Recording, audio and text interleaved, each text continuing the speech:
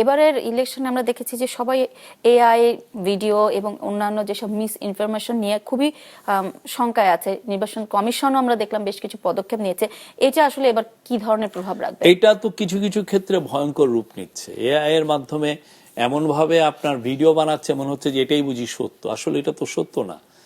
আপনার কণ্ঠ নকল করে ফেলছে, আপনাকেই ধরেন সামনে রেখে আপনার কণ্ঠ নকল করে সে একটা মিথ্যা নিউজ বললো, আমার কণ্ঠ নকল বলে সে বলতেছে যে একটা মিথ্যা ইলেকশন নিয়ে কনফিউশন ছড়ালো। এটা হচ্ছে, অহরহ হচ্ছে।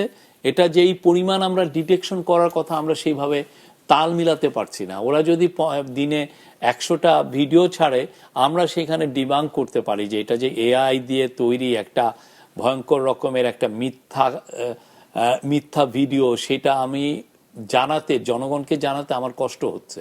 আমি 10টার মতো বলতে পারতেছি যে এটা ভুল। তো এই এআই দিয়ে আপনি যেই পরিমাণ ম্যাসিভ স্কেলে মিথ্যা ছড়ানো যায়, সেটাকে কমব্যাট করার মতো আমার আসলে খুব সরকারের বা প্রাইভেট সেক্টরের বা ইভেন পলিটিক্যাল পার্টির সেই টুলগুলো নাই। এক্ষেত্রে আমাদের দরকার আমার দরকার হচ্ছে যারা এই প্ল্যাটফর্মগুলোতে ইউজ করে, প্ল্যাটফর্মগুলোর আমাদের একদম হেল্প দরকার। প্ল্যাটফর্ম মানে ফেসবুকের, ইউটিউবের, গুগলের, ইনস্টাগ্রামের, মানে ইনস্টাগ্রাম তো মেটারই একটা, টিকটকের, রিলসের, আমরা এদের কাছ থেকে, বা এক্সে মানে টুইটারের, এদের কাছ থেকে, এরা তো এই এআই ভিডিও কারা হোস্ট করে, এরাই তো হয়, এদের মিডিয়াতেই তো আসছে। তো এরা আমাদেরকে কিন্তু সেই রকম হেল্প করছে না। তারাও ওই যে ভিউ কামানো, বেশি লোক দেখলে আমার রেভিনিউ বেশি জেনারেট হয়, তারাও ওই দিকে বেশি মনোযোগ। কিন্তু আমরা বারবার বলছি প্ল্যাটফর্ম অ্যাকাউন্টেবিলিটি একটা বড় টার্ম গ্লোবালি, যে আপনি ফেসবুকের মাধ্যমে ধরেন আমাদের হিন্দু ভাই বোনদের এগেনস্টে মিথ্যা বা ঘৃণা ছড়ালো কেউ, তো এখন ফেসবুকের কি কোনো দায়বদ্ধতা নাই? একজন তো ছড়াচ্ছেন, এখন ওই লোকটারই কি শুধু দায়বদ্ধতা, নাকি ফেসবুক অ্যাজ এ হোস্ট তার কি কোনো দায়বদ্ধতা নাই? তার তো দায়বদ্ধতা আছে।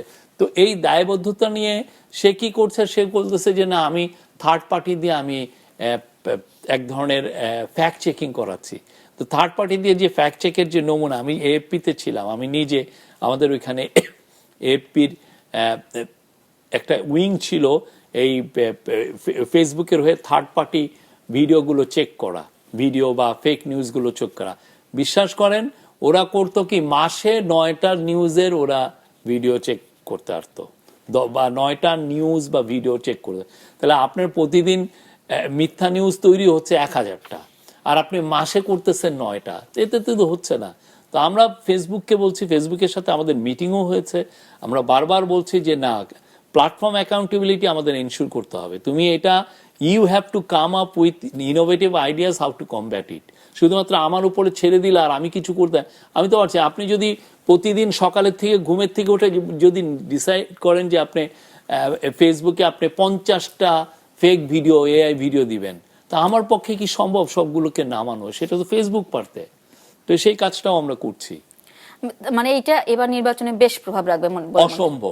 অসম্ভব প্রভাব লাগে। বাট আমি একটা জিনিস দেখছি যে মানুষ ইনক্রিজিংলি সচেতন হচ্ছে।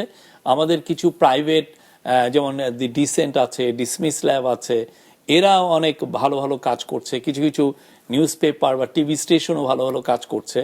আমরা কিছু কিছু দেখছি যে একটা কনসার্টেড ওয়েতে এই জিনিসটাকে কমব্যাট করার একটা অ্যাটেম্পট আমরা দেখছি।